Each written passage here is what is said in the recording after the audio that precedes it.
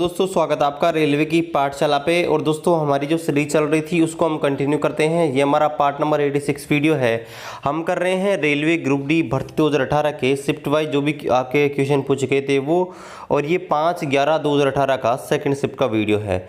तो शुरू करते हैं आज के इस वीडियो को। उससे पहले छोटा सा रिक्वेस्ट है, आप हमारी इस पाठशाला पर नए हैं, अभी तक सब्सक्राइब नहीं किया सब्सक्राइब कर दीजिए गाइस। और चलिए देखते हैं आज का पहला प्रश्न।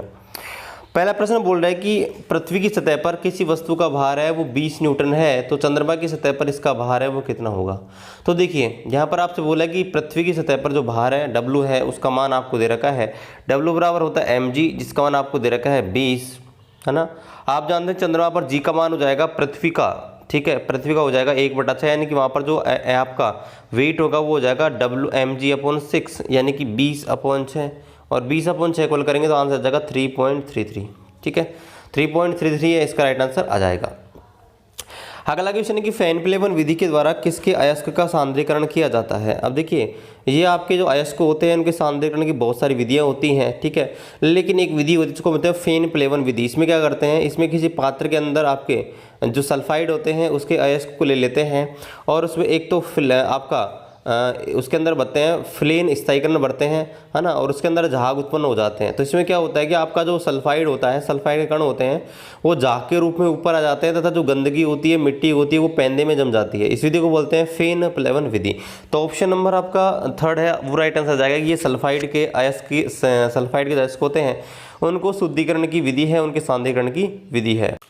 अगला क्वेश्चन देखते हैं। अगला क्वेश्चन है कि एल्युमिनियम का परमाणु भार आपका 27 है, तो एल्युमिनियम के 54 ग्राम में मौजूद अणुओं की संख्या कितनी होगी। देखिए, एल्युमिनियम का परमाणु द्रव्यमान अगर आपको 27 दे रखा है, ठीक है, 27 दे रखा है, तो 54 ग्राम में मोल की संख्या, मोल की संख्या होती है, मोल की संख्या होती है ग्राम में भार बटे अणुभार। क्या होती है, ग्राम में भार बटे अणुभार। ग्राम में भार दे रखा है 54, अणुभार है 27, तो आंसर आ जाएगा 2। क्या जाएगा, 2 आंसर है वो, इसका राइट आंसर आ जाएगा। अगला क्वेश्चन देखते हैं कि 25 डिग्री सेल्सियस पर विभिन्न माध्यमों में ध्वनि की चाल के बारे में आपको 2 कथन दिए हैं। आपको बताना है कौन सा स्टेटमेंट है वो आपके सत्य है। पहला स्टेटमेंट है वो है कि समुद्री जल में आपकी ध्वनि की चाल होती है 1531 मीटर प्रति सेकंड होती है, जो कथन पूरी तरह सत्य है। दूसरा कथन दे रखा है कि इथेनॉल में ध्वनि की चाल होती है 1200 मीटर प्रति सेकंड होती है, तो ये कथन आपका है गलत। ठीक है, तो ऑप्शन नंबर फर्स्ट है इसका राइट आंसर आ जाएगा, केवल पहला कथन है वो आपका सत्य है। अगला है कि यदि एक फ्यूज का मान है वो आपका 8 एम्पियर है, एक फ्यूज जो आता है ना आपका विद्युत परिपथ में जो काम आता है फ्यूज, है ना, उसका मान आपको देखा है कि 8 एम्पियर है ना। तो इसका क्या मतलब है, आपको इसका मतलब समझाना है कि 8 एम्पियर का मतलब क्या होता है। तो देखिए, किसी भी वस्तु के ऊपर, किसी भी आपका इलेक्ट्रिकल कोई भी चीज़ होती है उसके ऊपर जो आपका लिखा रहता है ना वो बहुत इंपॉर्टेंट होता है।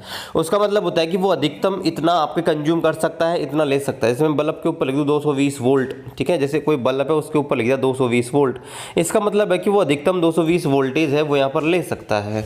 ठीक है, अगर उसके ऊपर मैं लिख दूँ यहाँ पर कि 25 वाट, तो इसका मतलब है कि वो यहाँ पर 25 वाट यहाँ पर आपकी जो विद्युत ऊर्जा है वो यहाँ पर आपको देगा निकाल के, ठीक है, मतलब 25 वाट ऊर्जा का यहाँ पर उपयोग करेगा। तो यहाँ पर अगर उसके ऊपर 8 एम्पियर लिख रखा है ना, तो इसका मतलब यह है कि 8 एम्पियर तक काम करेगा। अगर 8 एम्पियर से ज़्यादा विद्युत धारा का मान हुआ तो वो आपका क्या हो जाएगा, फ्यूज हो जाएगा। तो ऑप्शन नंबर सी है राइट आंसर आ जाएगा कि 8 एम्पियर अगर किसी फ्यूज के ऊपर लिख रखा है उसका मतलब है कि वो 8 एम्पियर तक सही काम करेगा। अगर उसकी जो विद्युत धारा है, इलेक्ट्रिसिटी, उसका मान 8 एम्पियर से बढ़ाएंगे तो क्या होगा, वो आपका फ्यूज हो जाएगा।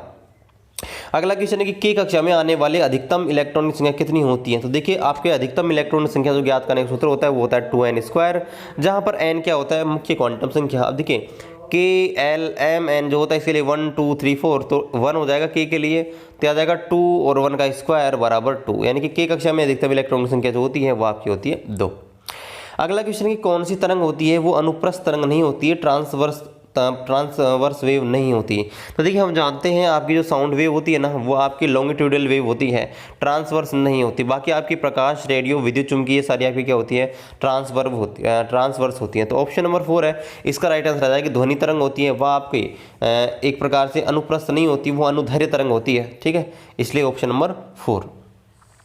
अगला क्वेश्चन है कि संतृप्त हाइड्रोकार्बन होते हैं उनमें क्या पाया जाता है। तो देखिए संतृप्त हाइड्रोकार्बन क्या होते हैं, ऐसे हाइड्रोकार्बन जिनमें कार्बन कार्बन परमाणु के बीच एकल बंध पाया जाता है उन्हें बोलते हैं आपका संतृप्त हाइड्रोकार्बन। ठीक है, तो उनको एल्केन भी बोलते हैं। तो यहाँ पर देखिए हम देखेंगे तो ऑप्शन नंबर 3 है उसका राइट आंसर आ जाएगा कि दो कार्बन परमाणु के बीच अगर एकल बंध उपस्थित है तो इसे हम बोलेंगे संतृप्त हाइड्रोकार्बन। क्या बोलेंगे, संतृप्त हाइड्रोकार्बन। अगला जो क्वेश्चन है वो ये है, देखिए कि एलिल है वो क्या होते हैं। तो देखिए मैंने आपको यहाँ पर जो आपने ग्रेगर जॉन मेंडल थे उन्होंने यहाँ पर प्रयोग किए थे ना, है ना, वो मैंने आपको पढ़ा दिए थे। तो वहाँ पर देखिए हिंदी इंग्लिश का फर्क होता है। देखो हिंदी में कई बार ना वर्ड को कुछ अलग तरीके से लिख दिया जाता है ना। तो आपके एलिल जो होते हैं ना, एलिल वो क्या होते थे, आपका जीन होता है ना, जीन, उसमें मैंने आपको बताया 2 युग्म विकल्प ही पाए जाते हैं। ठीक है, 2 अलग अलग विपरीत लक्षण पाए जाते हैं। मतलब लंबाई का है तो उसमें 2 अलग अलग पाए जाते हैं, एक बौनापन एक लंबापन। ठीक है, तो यहाँ पर आपका जो कोई जीन होता है ना, जीन का जो वैकल्पिक रूप होता है ना, अल्टरनेटिव फॉर्म ऑफ जीन, ठीक है, उसको हम बोलते हैं एलिल। यानी कि एलिल क्या होता है, अल्टरनेटिव फॉर्म ऑफ जीन। भाई ये जीन है, अगर ये जीन आपके एक पीढ़ी से दूसरी पीढ़ी में नहीं जाएगा तो दूसरा पीढ़ी यहाँ पे दूसरा आपका जीन है वो यहाँ पर ट्रांसफर होगा। अगला क्वेश्चन है कि एक विद्युत बल्ब के फिलामेंट में 0.75 एम्पीयर की धारा 5 मिनट के लिए दी जाती है, तो विद्युत प्रवाह के माध्यम से बहने वाले आवेश की मात्रा ज्ञात करो। तो देखिए ये विभवांतर की परिभाषा से हो जाएगा या आपके जो विद्युत धारा की परिभाषा उससे हो जाएगा। विद्युत धारा की परिभाषा होती है I बराबर Q/T, यानी कि आवेश के प्रवाह की दर को विद्युत धारा कहते हैं। देखिए किसका मान पूछा है, आवेश का, तो Q बराबर हो जाएगा IT। क्या हो जाएगा, Q बराबर IT। तो देखिए Q बराबर हो जाएगा, I का मान आपको दे रखा है 0.5 और T का मान आपको दे रखा है 5 मिनट। 5 मिनट को हम कन्वर्ट करेंगे सेकंड में। तो इस प्रकार से इसको आप हल कर लीजिएगा, आंसर आएगा लगभग आपका 225 आपका कूलम है, इसका आंसर आ जाएगा। अगला क्वेश्चन है कि किस समूह के अंतर्गत सबसे साधारण केंद्रीय संरचना वाले पादप हैं वो पाए जाते हैं। ठीक है, तो आपका जो थैलोफाइटा है ना, उसके अंदर आपके सबसे साधारण केंद्रीय संरचना वाले जीव हैं पाए जाते हैं थैलोफाइटा के अंदर। थैलोफाइटा ग्रुप में थैलस भी पाया जाता है। ठीक है, यह भी आपको ध्यान रखना है, जिसमें आपके जड़ तना और पत्तियां होती है वो आपके होती, थैलस जो होता है उसमें नहीं होती। ठीक है, अगला है कि साइकिल चलाते समय ऊर्जा का रूपांतरण किस प्रकार से होता है, ऊर्जा किस प्रकार से कन्वर्ट होती है। तो देखिए हमारे शरीर में पाई जाती है पेशीय ऊर्जा। ठीक है, मस्कुलर एनर्जी पाई जाती है हमारे शरीर में, पेशीय ऊर्जा। और जब हम साइकिल चलाते हैं तो पेशीय ऊर्जा होती है वो आपके कन्वर्ट हो जाती है आपके किस में, आपके साइकिल में चलाते साइकिल में कन्वर्ट हो जाती है आपकी गतिज ऊर्जा में। ठीक है, गतिज ऊर्जा में। तो ऑप्शन देखना है, पेशीय ऊर्जा से गतिज ऊर्जा में कन्वर्ट हो रही है, या हम पेशीय ऊर्जा से इसको यांत्रिक ऊर्जा भी बोल सकते हैं। ठीक है, ये भी आपको ध्यान रखना है। अगला क्वेश्चन है कि मोटर गाड़ियों में दूरी मापने वाला जो यंत्र होता है उसे क्या कहते हैं। तो मोटरसाइकिल, आपकी जो मोटर गाड़ियाँ होती है, मोटरसाइकिल होती है, ट्रक होती है, कार होती है, जो भी होती है उनमें आपने देखा होगा जो आपका दूरी मापने वाला यंत्र, 2 यंत्र लगे रहते हैं। एक होता है ओडोमीटर। ठीक है, ओडोमीटर जो आपके ओडोमीटर होता है, एक आपका होता है स्पीडोमीटर।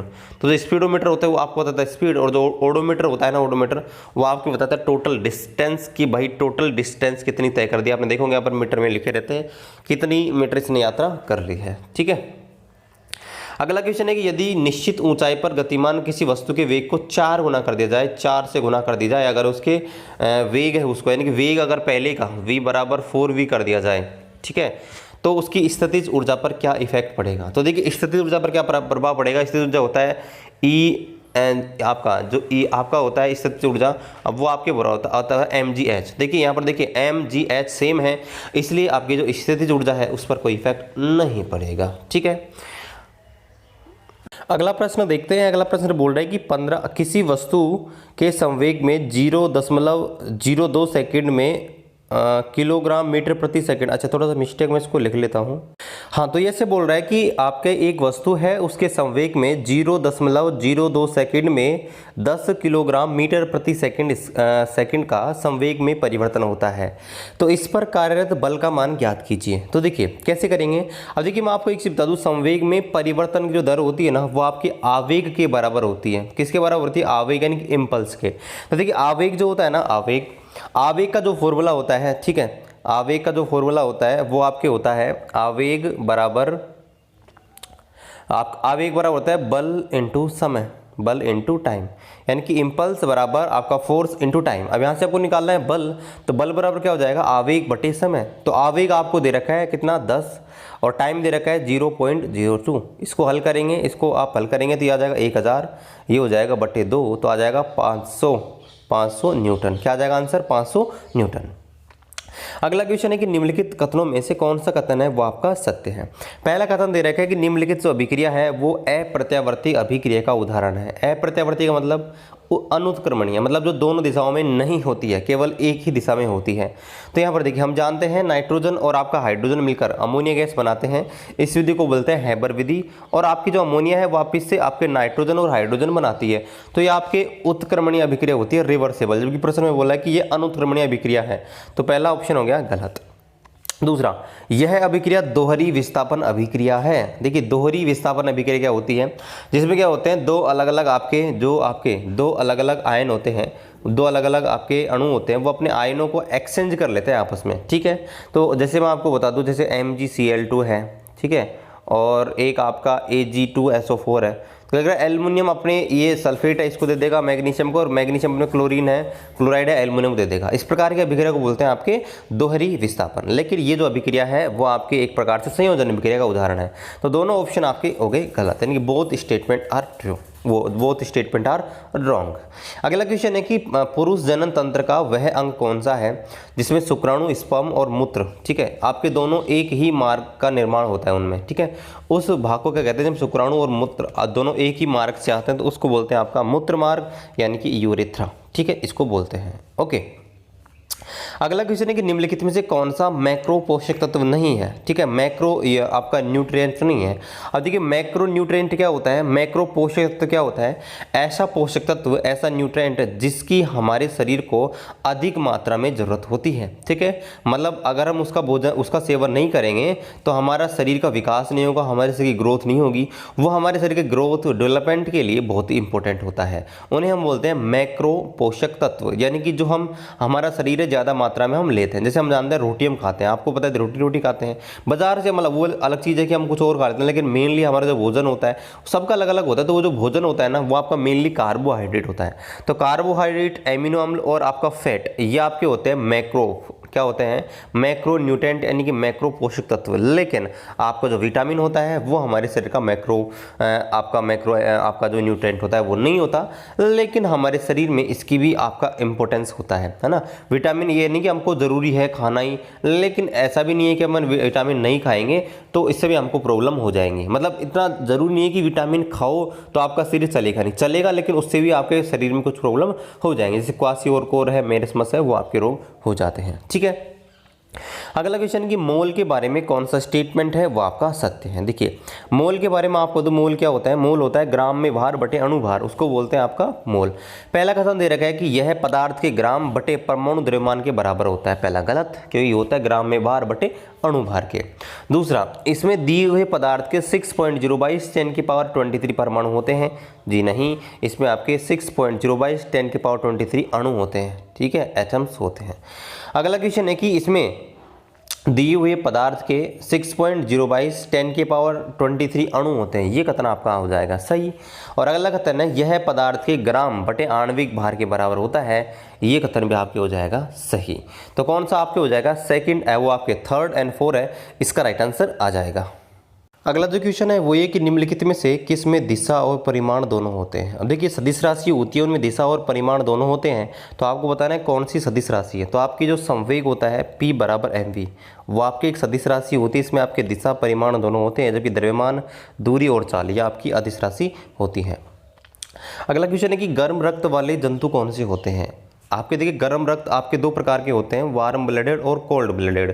तो आपका वार्म ब्लडेड क्या होते हैं, ऐसे जीव जो जहाँ पर भी जाते हैं, जिस भी एनवायरनमेंट में जाते हैं, अपने शरीर के टेम्परेचर को क्या करते हैं, अपने शरीर के अनुसार ही कंट्रोल रखते हैं। जैसे हम मनुष्य हैं तो हमारे शरीर का तापमान 35 से और 40 के बीच मेंटेन रहता है। ठीक है, अलग अलग मौसमों में अलग अलग जगह जाएंगे तो भी हमारे शरीर का तापमान है वो आपके 35 से 40 ही रहता है। ठीक है, वो चेंज नहीं होता। तो ऐसे जीवों को बोलते हैं वार्म ब्लडेड। ठीक है, जो मौसम के अनुसार अपने तापमान को कंट्रोल कर लेते हैं, है ना, चेंज नहीं होने देते हैं। तो इसमें आपके स्तनधारी हम होते हैं, वो इसका राइट आंसर आ जाएगा मैमल्स। अगला क्वेश्चन है कि यदि प्रत्येक आवर्त सारणी में, अगला क्वेश्चन है प्रत्येक आवर्त सारणी के अंतिम तत्व में कुल कितने इलेक्ट्रॉन होते हैं। तो देखिए आपके आवर्त होता है, प्रत्येक पीरियड होता है, आपके 7 पीरियड होते हैं, है ना। तो लास्ट वाला जो पीरियड होता है ना, उसके अंतिम तत्व कौन कौन से होते हैं, और वर्ग 18 के तत्व हैं। और वर्ग 18 के तत्व होते हैं, उनको आपको बताया, उनमें जो आपका अष्टक होता है वो पूरा होता है। तो वर्ग 18 के तत्व होते हैं, उसमें कितने इलेक्ट्रॉन होंगे, पूरे 8। तो आपका यही पूछा है कि कोई भी आपका पीरियड होता है, कोई भी आवर्त होता है, उसका अंतिम तत्व कोई सा होता है। जैसे पहला है उसमें आपका He होता है, दूसरा आपका लिथियम से लेकर यहाँ पर देखिए आपका ये होता है, ठीक है। तो इस प्रकार से आपका जो अंतिम कोई भी पीरियड होता है उसका अंतिम तत्व होता है आपका अक्रिय धातु, वो आपके अक्रिय गैस, ठीक है। तो वो आपका वर्ग 18 होते हैं, और वर्ग 18 तत्वों के पास अंतिम कक्षा में 8 इलेक्ट्रॉन पाए जाते हैं, ठीक है। अगला क्वेश्चन है क्वेश्चन नंबर 23, यदि आपका विस्थापन का मान 0 है तो किया गया कार्य कितना होगा। तो देखिए कार्य बराबर होता है W बराबर Fs, यानी कि फोर्स इंटू डिस्प्लेसमेंट। अब S का मान अगर 0 है तो सीधी सी बात है कार्य भी क्या हो जाएगा, 0 हो जाएगा। अगला क्वेश्चन है कि आधुनिक आवर्त सारणी के बारे में कौन सा कथन है वो आपका सत्य है। तो आपको पता होना चाहिए आधुनिक आवर्त सारणी 1913 में हेनरी मोजले नामक वैज्ञानिक ने दी थी, और उन्होंने आपके तत्वों को परमाणु संख्या के बढ़ते क्रम में लिखा था।